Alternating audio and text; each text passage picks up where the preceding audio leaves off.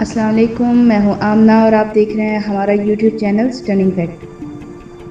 Video شروع کرنے سے پہلے تمام نئے آنے والے دوستوں کو خوش آمدید اور ان سے گزارش ہے کہ ہمارے چینل کو سبسکرائب کر دیں اور بیل آئیکن کو پریس کر دیں تاکہ جو بھی ہماری ویڈیو ہو اس کی اپڈیٹ آپ کو ملتی رہے۔ ہماری آج کی ویڈیو کا موضوع ایک ایسا واقعہ ہے جس کو سننے اور دیکھنے کے بعد یقیناً آپ لوگ بھی میری طرح گہری سوچ میں گم ہو جائیں گے۔ تو واقعہ کچھ یوں ہے کہ عبدالستار ایدی مرحوم سے ایک انٹرویو میں پوچھا گیا، آپ نے ہزاروں لاوارث لاشیں دفنائی ہیں، کبھی کسی لاش کی بگڑی حالت یا اس پر تشدد دیکھ کر رونا آیا؟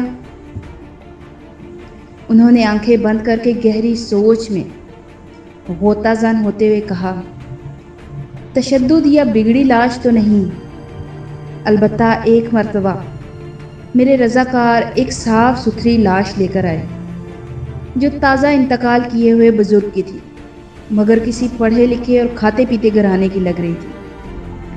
اس کے سفید چاندی جیسے بالوں میں تیل لگا ہوا تھا اور سلیقے سے کنگھی کی ہوئی تھی۔ دھوبی کے دھلے ہوئے سفید اجلے کلف لگے سوٹ میں اس کی شخصیت بڑی باوقار لگ رہی تھی، مگر تھی وہ اب ایک لاش۔ ایدی صاحب پھر کچھ سوچتے ہوئے گویا ہوئے۔ ایدی صاحب نے ہمیں مزید بتایا کہ ہمارے پاس روزانہ کئی لاشیں لائی جاتی ہیں، مگر ایسی لاش جو اپنے نقش چھوڑ جائے کم ہی آتی ہے۔ اس لاش کو میں غور سے دیکھ رہا تھا کہ میرے رضاکار نے بتایا، اس نے کراچی کی ایک پوش بستی کا نام لے کر کہا کہ یہ لاش اس کے بنگلے کے باہر پڑی ہوئی تھی۔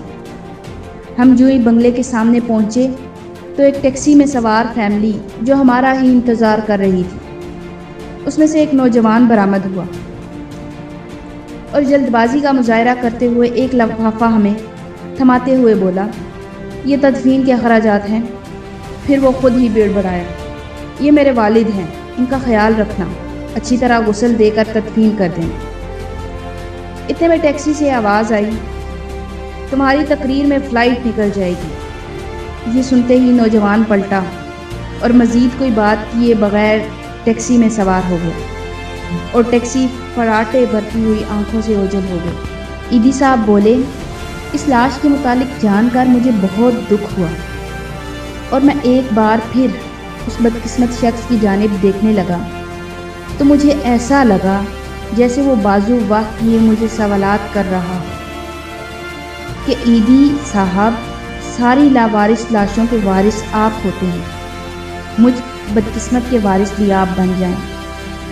میں نے فوراً فیصلہ کیا کہ میں اس لاش کو غسل بھی خود دوں گا اور تدفین بھی خود کروں گا۔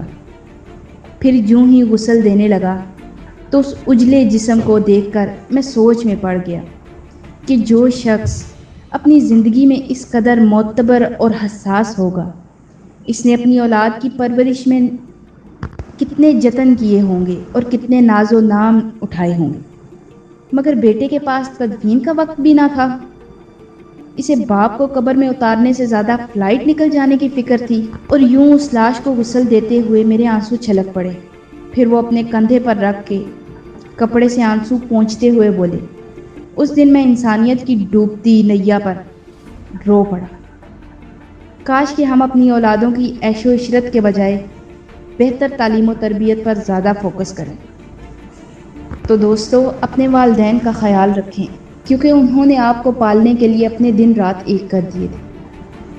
اس طرح کی مزید اچھی ویڈیوز دیکھنے کے لیے ہمارے چینل کو سبسکرائب کر دیں اور یاد سے بیل آئیکن پریس کر دیں تاکہ جو بھی ویڈیو ہو اس کی اپڈیٹ آپ کو ملتی رہے۔ اللہ حافظ۔